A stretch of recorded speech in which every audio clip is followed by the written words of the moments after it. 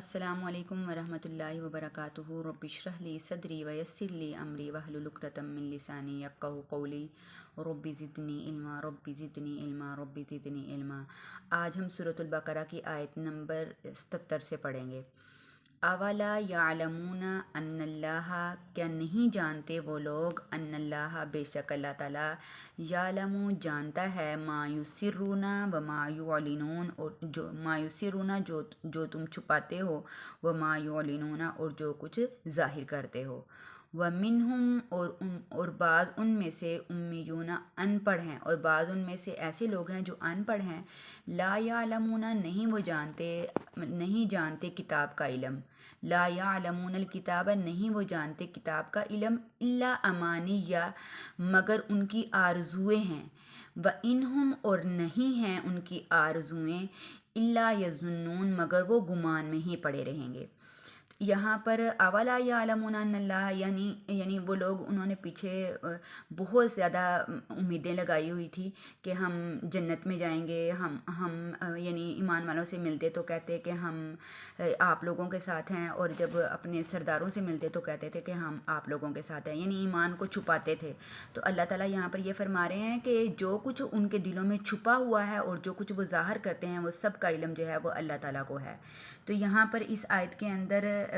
یہودیوں کے یعنی جاہل جو یہودی ان پڑھ عوام کا تذکرہ کیا جا رہا ہے۔ یہاں پر یہ لوگ یعنی نہ تو یہ وَمِنْهُمْ أُمِّيُّونَ لَا يَعْلَمُونَ الْكِتَابَ سے، یعنی یہ لوگ نہ تو تراشری پڑھ سکتے تھے اور نہ اور کسی قسم کا علم رکھتے تھے، بلکہ ان کی جھوٹی آرزویں یعنی جھوٹی آرزوؤں میں الجھے ہوئے تھے۔ یہ لوگ سمجھتے تھے کہ ہمیں جنت میں ضرور جانا ہے، اگر عذاب بھی ہوا تو صرف تھوڑے دن ہم دوزخ میں رہیں گے، اور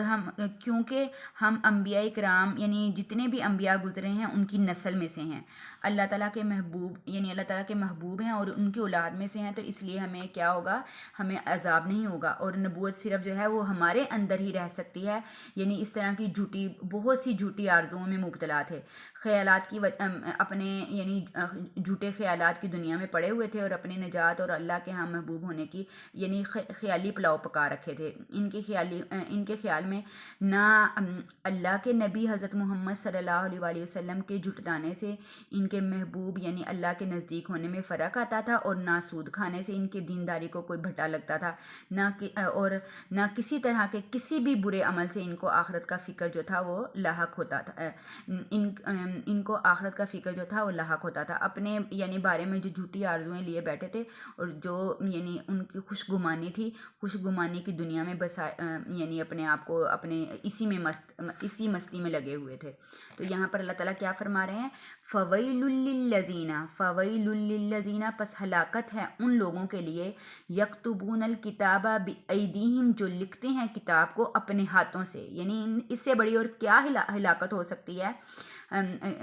ہلاکت ہے ان لوگوں کے لیے، یکتبون الکتاب بِأَیْدِیہم جو اپنے ہاتھوں سے کتاب کو لکھتے ہیں، ثم یقولون پھر وہ کہتے ہیں، ھذا یہ یعنی خود ہی لکھ کے پھر کہتے ہیں، ھذا من عند اللہ یہ تو اللہ کی طرف سے ہے، لیشتروا بہ ثمنا قلیلا اس وجہ سے تاکہ وہ خرید لیں اس کے ساتھ ثمنا قلیلا تھوڑی سی قیمت، یعنی تھوڑی سی قیمت کے بدلے میں اتنی بڑی ہلاکت جو ہے وہ خریدتے تھے۔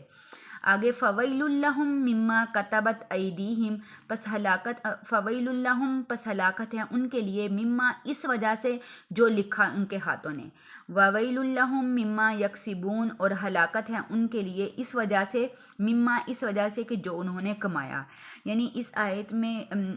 یہودی علماء کی بد عملی اور دنیا کی محبت کی وجہ سے ان کی بربادی کا ذکر فرمایا ہے، کہ عوام جب علماء کے پاس یعنی جتنی بھی عوام تھی یعنی یہودیوں کی عوام تھی، جب علماء کے پاس جاتے تھے اور ان سے مسائل معلوم کرتے تھے اور ساتھ ہی رشوت بھی دیتے تھے، تو وہ لوگ سائل کی رضا جوئی کے لیے اس کی مرضی کے مطابق مسئلہ بتا دیتے تھے، اور خود اپنے ہاتھ سے مسئلہ لکھ دیتے تھے، اور عوام کو باور کراتے تھے کہ یہ اللہ کی طرف سے ہے، یعنی اور تورات شریف میں یوں ہی نازل ہوا ہے، اور جو شخص یعنی رشوت نہ لاتا اس کے لیے مسئلے میں عدل بدل نہیں کرتے تھے۔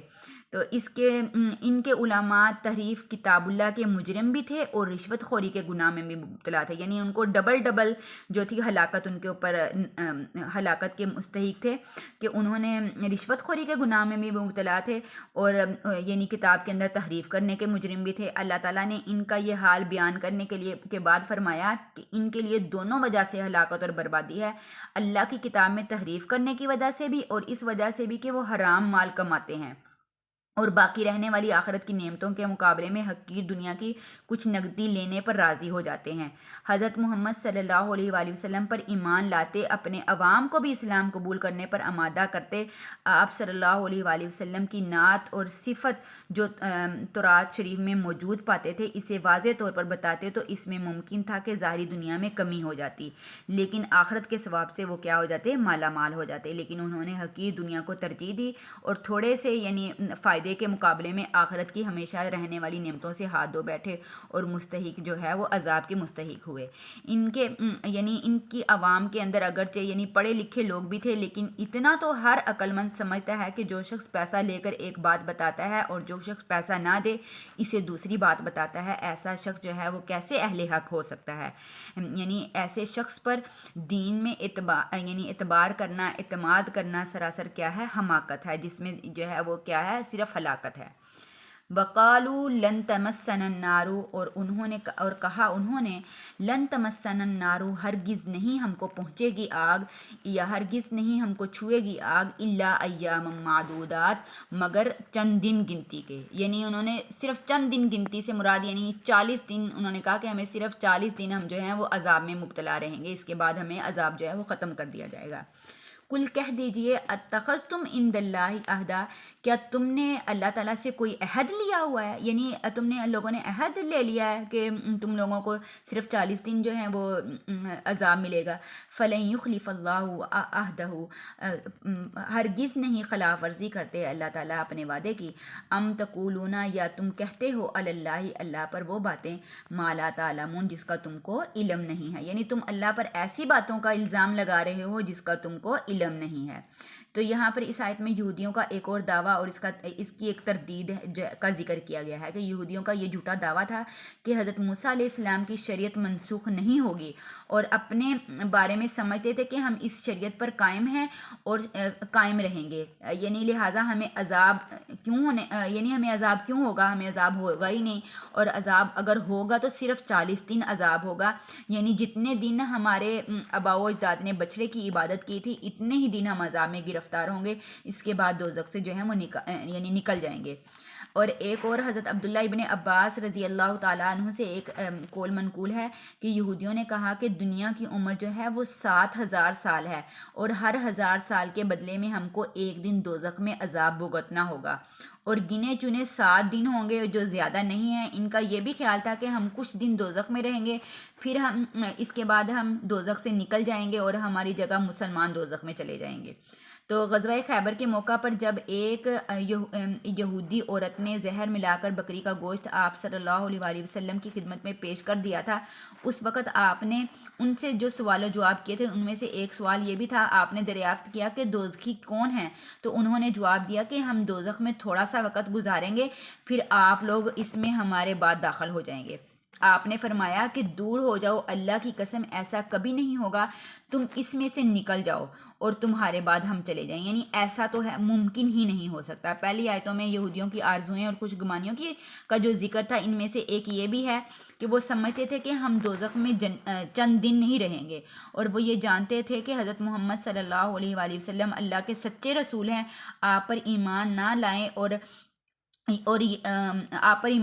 اور یہ جانتے ہوئے کہ کسی نبی کو نہ ماننا کفر ہے، اور کفر کی دائمی سزا جو ہے وہ طرح طرح کے جھوٹے دعوے کرتے تھے، اور ان کے دعوے اور ان کی ساری آرزویں جو ہیں وہ کیا تھی؟ وہ صرف یعنی خود اپنے پاس سے بنائی ہوئی تھی، جس کی ان کے پاس کوئی دلیل بھی نہیں تھی۔ تو یہاں پر یہ فرمایا کہ وہ جتنے بھی انہوں نے باتیں کی تھی وہ یعنی بے بنیاد باتیں تھی اور انہی باتوں میں مست تھے، اسی وجہ سے اللہ تعالیٰ نے فرمایا قل اتخذتم عند اللہ عہدا، یعنی یہ فرمایا کہ اے محمد صلی اللہ علیہ وآلہ وسلم آپ ان سے فرما دیجیے کہ جو کچھ تمہارا دعویٰ ہے کہ ہم صرف چند دن دوزخ میں رہیں گے، اور اس کے بعد یعنی اس کے تمہارے پاس کیا دلیل ہے؟ اگر اللہ تعالیٰ سے تم نے کوئی عہد لیا ہے جس کی بنیاد پر تم ایسی باتیں کرتے ہو، یعنی تم نے اگر عہد لیا تو وہ ہمیں دکھاؤ۔ اللہ تعالیٰ ہرگز اپنے عہد کو کے خلاف ورزی نہیں فرماتا ہے، لیکن تم سے اس کا کوئی عہد نہیں ہے کہ خود اپنے پاس سے اللہ کی طرف سے ان باتوں کی نسبت کرتے جاؤ۔ تو یہاں پر یہی فرمایا ہے کہ یعنی چاہے وہ جیسے بھی ان کو خوش فہمی ہو، یعنی یہودیوں کی حماقت، تو دیکھو خود اپنے اقرار سے دوزخ میں جانے کو تیار ہیں، یعنی اگرچہ چند دن دوزخ میں رہیں گے کا اقرار کرتے ہیں، لیکن حضرت محمد صلی اللہ علیہ وسلم پر ایمان لانے کے لیے تیار نہیں ہیں، جبکہ یہ جانتے ہیں کہ دوزخ ایک سیکنڈ کا عذاب بھی دوزخ کا ایک سیکنڈ کا عذاب بھی بہت بڑا ہوگا، جس کی برداشت کسی کو نہیں ہو سکتی۔ دنیا کی اس آگ کی ایک چنگاری تھوڑی سی دیر کے لیے ہاتھ میں لینے کو کوئی شخص تیار نہیں، اور دوزخ میں جانے کو بڑی ہمت اور حوصلے کے ساتھ تیار ہیں، جبکہ دوزخ کی آگ کی گرمی دنیا کی آگ سے 69 درجے زیادہ گرم ہے۔ یعنی جس طرح یہودی جو ہیں جھوٹی آرزویں اور یعنی خیالات کے دلدل میں پھنسے ہوئے ہیں، اسی طرح آج کل بہت سے فرقے ایسے ہیں جو اسلام کے دعوے دار ہیں۔ تو یہاں پر ان کو یہ فرمایا جا رہا ہے کہ بہت سے پیر فقیر جو بے عمل اور بد عمل ہیں، وہ صرف اس بنیاد پر اپنی نجات کا عقیدہ رکھتے ہیں کہ وہ کسی بزرگ کی اولاد میں سے ہیں، یعنی اپنی خوشگمان اور جھوٹی آرزوؤں سے کچھ نہیں ہوتا۔ نجات کے لیے عقیدے کسی کی نسل میں سے